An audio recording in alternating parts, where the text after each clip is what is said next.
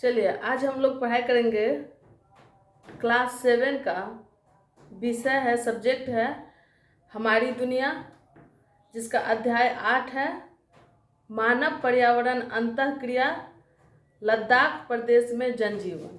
ठीक है, तो हम लोग जानेंगे कि हम लोग कौन सा राज्य में रह रहे हैं। बिहार राज्य में रहते हैं, तो बिहार राज्य की जानकारी हम लोग को है कि यहाँ का जलवायु कैसा है, यहाँ हम लोग समुद्र तल से कितना ऊंचा ऊंचा रह रहे हैं, हम लोग का खान पान कैसा है, हम लोग का पहनावा और हवा है क्या है, हम लोग किस तरह के जानवर को पालते हैं। तो इसी तरह का व्यवस्था कुछ हम लोग को जानना है आज लद्दाख के बारे में, क्योंकि भारत कई राज्यों का एक देश है, कई राज्यों से मिलकर बना देश है। तो हम लोग जानेंगे कि अन्य राज्य किस किस प्रकार के हैं। तो जो हम लोग के राज्य से, बिहार से कुछ हटके जो है, जैसे पहाड़ी क्षेत्र का राज्य है ना, पठारी क्षेत्र का राज्य, कुछ समुद्र तटीय राज्य है। इस सब तरह के राज्य को हम लोग के विषय में बताने का प्रयास सिलेबस के माध्यम से किया गया है। उसी चीज़ को आज हम लोग देखेंगे कि एक पठारी क्षेत्र का जो राज्य है, वहाँ के लोग, वहाँ का जनजीवन कैसा है, वहाँ का लोग खाते क्या हैं, वहाँ के लोग पहनते क्या हैं, वहाँ किस तरह का कल्चर है, वहाँ किस तरह का भाषा बोली जाती है, इसी के बारे में आज हम लोग जानेंगे। तो उसी के लिए हम लोग को लद्दाख के बारे में पढ़ना है। ठीक है, तो देखिए बोर्ड पे हम ये आपको भारत का ऊपर वाला उत्तरी भाग का हिस्सा बनाए हैं, जो कि जम्मू कश्मीर और लद्दाख क्षेत्र को दिखा रहा है। आप ये जो भाग देख रहे हैं, यहाँ से पेंसिल से जो हम इसको खींचे हैं, इस भाग को बांटे हैं, वो ये भाग है लद्दाख। ठीक है, ये भाग लद्दाख है। इसी क्षेत्र के बारे में हम लोग अध्ययन करेंगे। इस क्षेत्र का सबसे महत्वपूर्ण क्षेत्र यहाँ पे लेह है।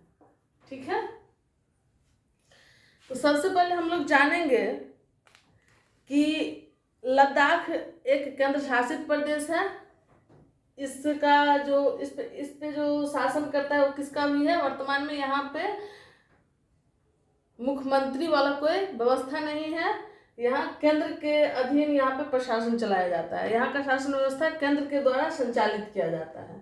ठीक है, तो ये बात हम लोग समझ गए कि लद्दाख क्या है, केंद्र शासित प्रदेश है। अब देखिए यहाँ का भाषा क्या है। यहाँ का स्थानीय भाषा, हम लोग का जो स्थानीय भाषा है हिंदी, उर्दू, मैथिली, उससे हटके है। ठीक है, यहाँ का स्थानीय भाषा है सीना। क्या है? सीना स्थानीय भाषा।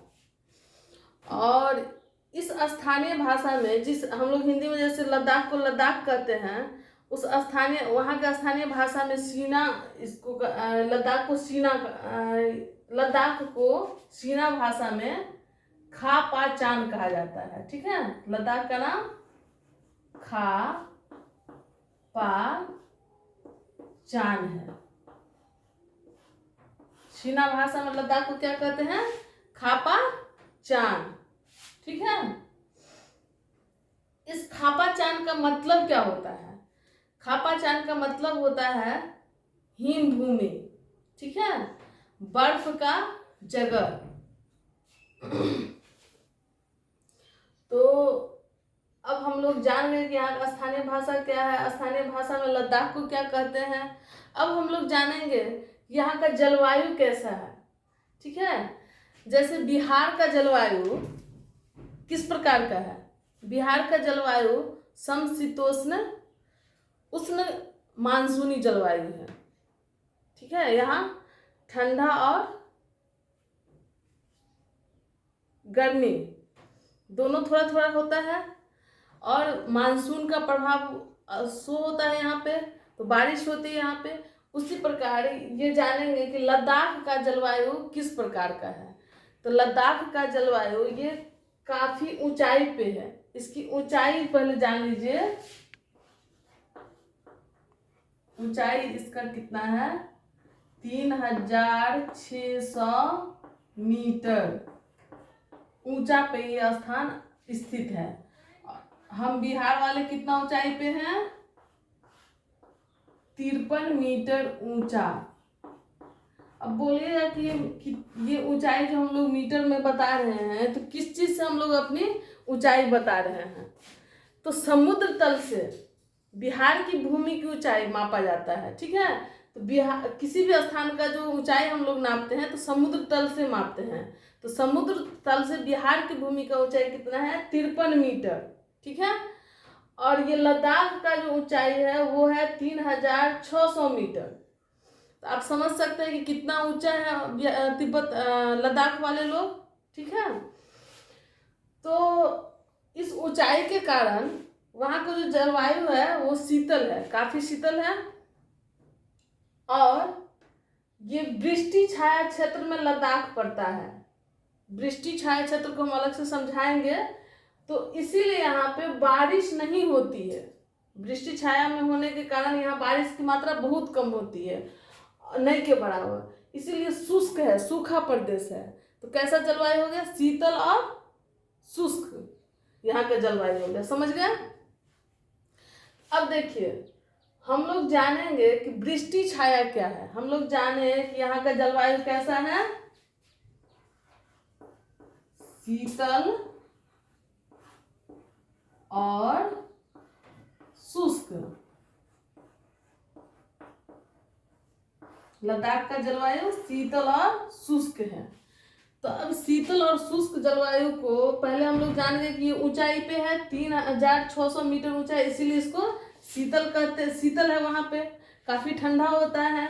यहाँ तक कि दिन में वहाँ का जो टेम्परेचर होता है वो 0 डिग्री से, गर्मी के समय में, जैसे अभी हम लोग भीषण गर्मी में बिहार में रह रहे हैं, इस समय वहाँ पे दिन में 0 डिग्री से बहुत कम, ज़्यादा मतलब बहुत कम ही ऊपर वहाँ का टेम्परेचर होगा। बहुत ज़्यादा तो 1 2 बहुत बहुत हो गया।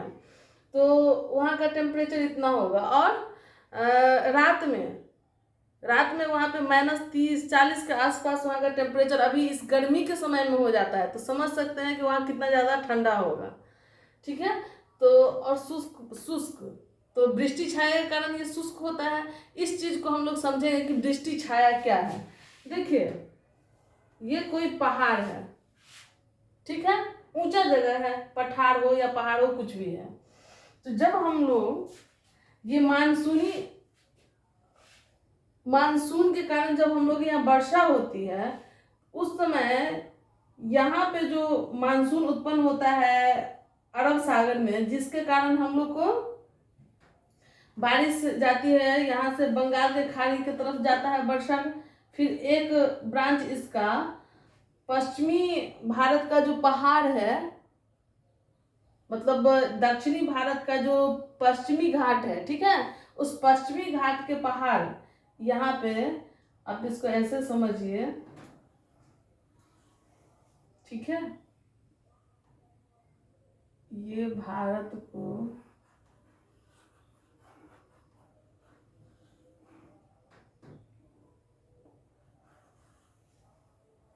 ठीक है, इस माध्यम से समझिए। यहाँ जब मानसून की उत्पत्ति होती है, 2 ब्रांच बट जाते हैं। एक ब्रांच जो इधर के माध्यम से ऊपर उठ जाती है, एक ब्रांच जो यहाँ से होकर के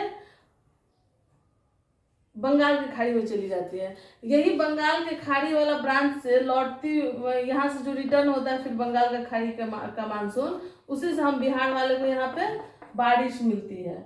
और ये बारिश इधर से कराते हुए इधर जाती है, तब तक ये काफी कम नमी वाला हवा बन जाता है। और उसी प्रकार से जो दूसरा ब्रांच यहाँ से निकला, वो इधर से जो गुजरता है, अरावली पर्वत के समानांतर चला जाता है। तो ये हवा फिर इधर मुड़ने के बाद इधर कश्मीर के पास जो निचली क्षेत्र है उसमें अपना वर्षा कराती है, ठीक है। जैसे ये हम लोग पहाड़ बनाए ना, तो मान लीजिए कि कोई हवा नमी वाला, तो जैसे ही हवा में नमी होगा तो वजन होता है, तो वो हवा इधर से गुजरी, ठीक है, तो ये कहाँ पहाड़ में टकराई, ये पहाड़ में भारी लेकर के ऊपर नहीं उठ पाती है ये हवा, तो ये यहीं पे बारिश करा देगी। अब ये बारिश यहाँ हवा से नीचे निकल गया, पानी निकल गया। अब ये हल्का हो जाएगा, हल्का होने के बाद ये धीरे धीरे ऊपर उठ करके फिर इसके नीचे उतर जाएगा, आगे बढ़ जाएगा। एक तो यहाँ पे जितना हवा में पानी था वो खत्म हो गया बारिश हो करके।